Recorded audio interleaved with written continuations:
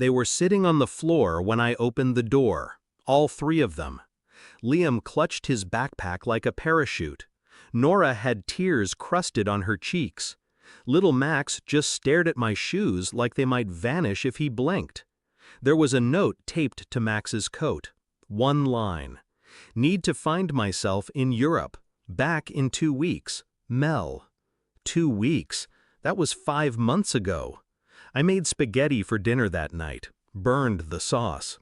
Told them it was smoky on purpose. Told them it was an adventure. They smiled through it. They always do. But when I turned on the kitchen faucet and stared into the drain, I felt something shift, a crack in the noise, a hollow thud behind the ribs, the sound of something being buried. She used to say I never supported her dreams, never asked how she felt. I asked. She just hated my answers. When the 3rd week passed, I called, straight to voicemail. Then a photo surfaced on Nora's iPad. Her mother, in Paris, wine in hand, kissing a man I'd never seen before, his hand on her thigh like he owned her. The kids didn't understand, not fully. They just kept asking when Mommy would finish her vacation. I told them soon, but something in my gut began scratching. She wasn't on vacation. She was erasing us and writing herself into someone else's life, with someone else's money. That's when I checked the joint account. Empty. I moved through the days with surgical focus. Work, school drop-offs, diapers, bedtime stories I barely remembered reading, toys on the floor, bills stacked on the counter. But behind it all, a file began to grow. Plane tickets, credit card statements rerouted to a burner email, an Airbnb in Montmartre under her maiden name. Then, the calls, from a Paris number, blocked, late, sometimes silence, sometimes laughter before the line cut. I recorded everything. One night, Max crawled into my bed and whispered, "Mom forgot my birthday." I held him until he slept, and that night, something in me hardened. The part that used to ache began calculating. The next morning, I called my lawyer, then a private investigator, then someone else, a specialist. She left her children, her home, her name. So I made sure she wouldn't come back to any of it.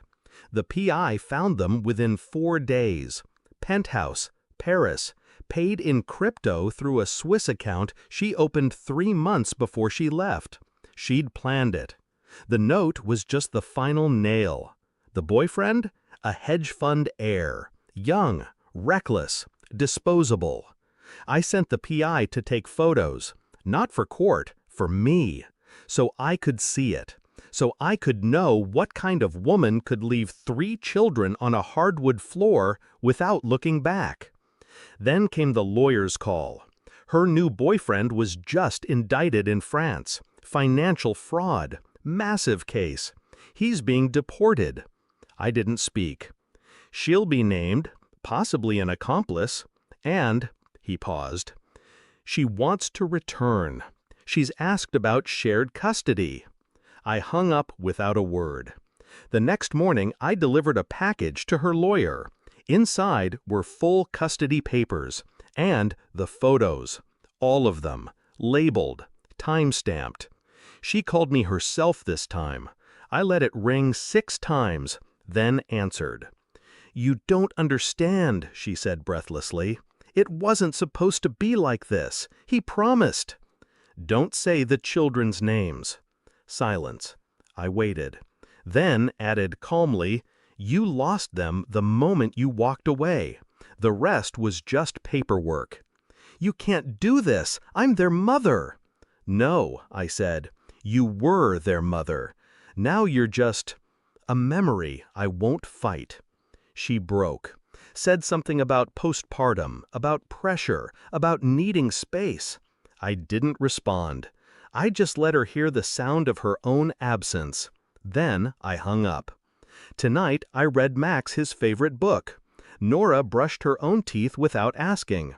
Liam asked if I could come to his school play. I said I wouldn't miss it.